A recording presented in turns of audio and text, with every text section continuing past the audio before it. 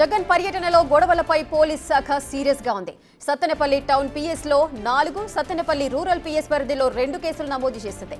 సింగయ్య మృతిపై గుంటూరు పోలీసులు ఎఫ్ఐఆర్ నమోదు చేయగా పోలీసులను బెదిరించిన అంబటి సోదరులపై కేసు పెట్టారు. పోలీసు ఆంక్షలను అతిక్రమణకు సంబంధించి గజ్జల సుధీర్ రెడ్డి, గోపిరెడ్డి శ్రీనివాసరెడ్డి, కోరుకుంట్ల వెంకటేశ్వర్లపై కేసు నమోదు చేశారు. వివాదాస్పద ఫ్లెక్సీల అంశంలో ఎస్కే బాజీ, బొల్లెద్దు రవితేజను నిందితులుగా కేసు పెట్టారు.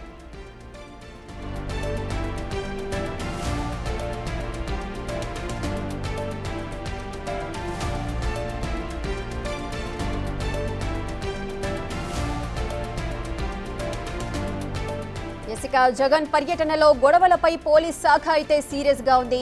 అటు సత్తెనపల్లి టౌన్ పిఎస్ లో 4 కేసులు, సత్తెనపల్లి రూరల్ పిఎస్ పరిధిలో 2 కేసులు అయితే నమోదు చేసింది పోలీస్ శాఖ. ఇక సింగయ్య మృతిపై గుంటూరు పోలీసులు కూడా ఎఫ్ఐఆర్ నమోదు చేయగా పోలీసులను బెదిరించిన అంబటి సోదరులపై కేసు పెట్టారు.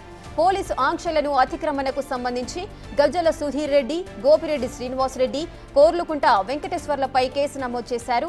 ఇక వివాదాస్పద ఫ్లెక్సీల అంశంలో ఎస్కే బాజీ, బొల్లెద్దు రవితేజను నిందితులుగా కేసు పెట్టారు.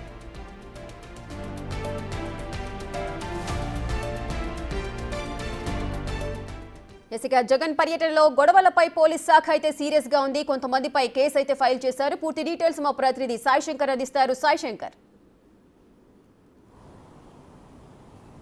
ప్రస్తుతం అయితే నిన్న జగన్ పర్యటనకు సంబంధించినటువంటి అంశాలు వివాదాస్పదంగా మారినటువంటి పరిస్థితి ఉందనే విధంగా చెప్పొచ్చు.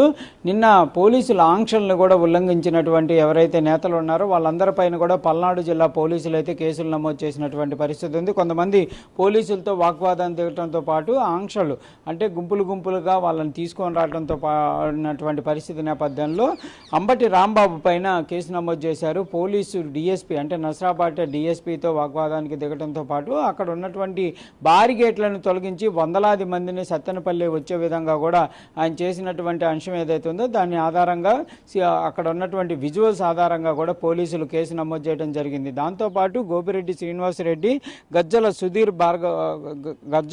సుధీర్ రెడ్డిపై కూడా కేసు నమోదు చేయడం జరిగింది. వీళ్ళిద్దరూ కూడా పార్టీకి సంబంధించినటువంటి అంశాలు అంటే పోలీసులు ఇచ్చినటువంటి ఆంక్షలు కాకుండా వీళ్ళు ప్రత్యేకంగా చేసినటువంటి అంశాల ఆధారంగా వీళ్ళపైన కేసులు నమోదు చేశారు. అదేవిధంగా కోరుకుంట్ల వెంకటేశ్వర్లు అనే వ్యక్తిపైన కూడా కేసు నమోదు చేయడం జరిగింది. ఫ్లెక్సీల వివాదానికి సంబంధించినటువంటి అంశంలో ఫ్లెక్సీ ఏదైతే నరుకుతామంటూ కూడా రప్ప నరుకుతామంటూ ఒక ఫ్లెక్సీ ఏదైతే ఏర్పాటు చేయడం జరిగిందో ఆ ఫ్లెక్సీని డిజైన్ చేయించడం, ప్రింటింగ్ చేయించడం అదంతా చేసినటువంటి షేక్ బాజీ అనేటటువంటి వ్యక్తిపైన కేసు నమోదు చేశారు. ఇదే కేసులో బొల్లెద్దు రవితేజని ఏటుగా కూడా పోలీసులు అయితే గుర్తించి కేసు నమోదు చేయడం జరిగింది. బొల్లెద్దు రవితేజని అయితే ప్రస్తుతం పోలీసులు అదుపులోకి తీసుకొని విచారణ చేపడుతున్నటువంటి పరిస్థితి ఉంది. దాంతోపాటు గుంటూరు పరిధిలో సింగయ్య మృతికి సంబంధించి జగన్మోహన్ రెడ్డి నిన్న గుంటూరు నుంచి సత్తెనపల్లి వెళ్తున్నటువంటి సమయంలో ఆయన కాన్వాయ్ ముందున్నటువంటి కొన్ని వాహనాలు, ఒక వాహనం 0001 అనేటటువంటి వాహనం అతన్ని ఢీకొనడంతో అతను ప్రమాదానికి గురయ్యి ప్రభుత్వ హాస్పిటల్లో చికిత్స పొందుతూ చనిపోయారు.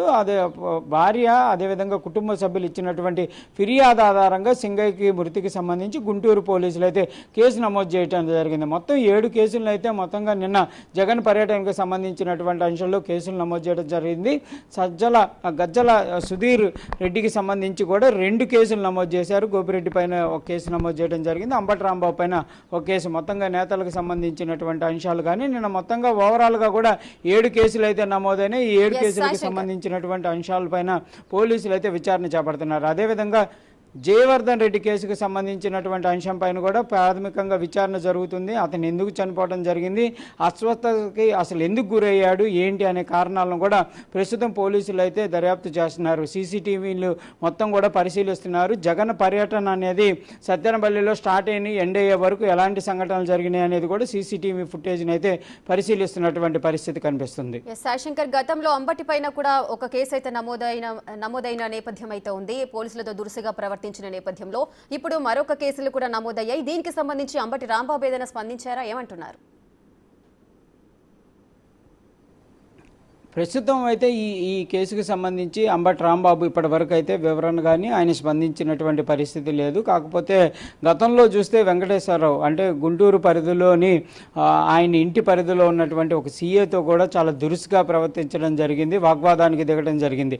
ఆ నేపథ్యంలో పట్టాపురం పోలీస్ స్టేషన్ పరిధిలో ఆయన పైన కేసు నమోదు చేశారు. సేమ్ నిన్న ఇదే విధంగా సత్తెనపల్లిలోని డిఎస్పీతో వాగ్వాదాన్ని దిగటం, అక్కడ పోలీసులు ఉన్నటువంటి ఆంక్షలను కాదంటూ కూడా అక్కడ బారికేట్లను తీసి పక్కన వేసేటటువంటి ప్రయత్నం చేశారు. ఆయనతో పాటు అంబటి మురళి కూడా అక్కడ ఉండటం జరిగింది. అంబటి రాంబాబు, అంబటి మురళి ఇద్దరు కూడా వాటిని తొలగించేటటువంటి ప్రయత్నం చేయగా అంబటి రాంబాబు పోలీసులతో వాగ్వాదం దిగడం, పోలీసులు విధులకు ఆటంకం కలిగించారంటూ కూడా పోలీసులు గుర్తించడంతో ఆయన పైన కేసు నమోదు చేశారు. రెండు వివాదాల్లో పోలీసులతో వరుసగా అంబటి రాంబాబు అయితే వివాదాస్పదంగా మాట్లాడుతున్నటువంటి తీరు పోలీసు వర్గాల్లో కూడా చర్చ జరుగుతున్నటువంటి పరిస్థితి ఉంది.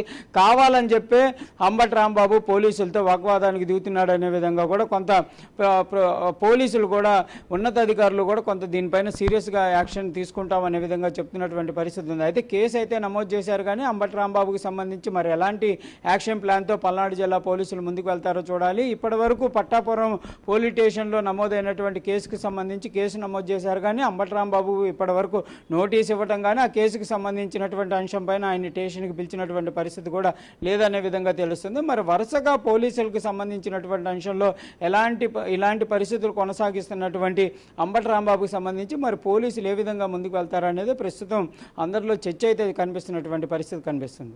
Right, thank you Sai Shankar, thanks for the live details.